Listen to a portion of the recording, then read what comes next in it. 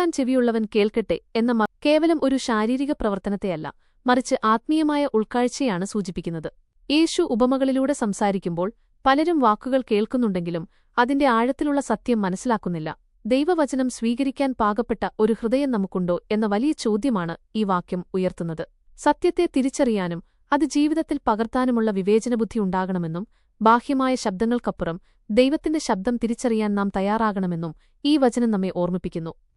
ഈ ആധുനിക ലോകത്ത് അനാവശ്യമായ നിരവധി ശബ്ദങ്ങൾക്കിടയിൽ നാം ജീവിക്കുമ്പോൾ ദൈവത്തിന്റെ മൃദുവായ സ്വരം തിരിച്ചറിയുക എന്നത് വലിയൊരു വെല്ലുവിളിയാണ്. നമ്മുടെ മുൻവിധികളും ലൗകികമായ ആകുലതകളും പലപ്പോഴും ദൈവവചനം നമ്മുടെ ഹൃദയത്തിൽ വേരുപിടിക്കുന്നതിന് തടസ്സമാകാറുണ്ട്. കേൾക്കുന്ന വചനം വെറുമൊരു അറിവായി മാറ്റാതെ അത് ജീവിതത്തിൽ ഫലം പുറപ്പെടുവിക്കുന്ന വിത്തായി മാറണമെങ്കിൽ വിനയത്തോടും തുറന്ന മനസ്സോടും കൂടിയുള്ള ശ്രവണം ആവശ്യമാണ്.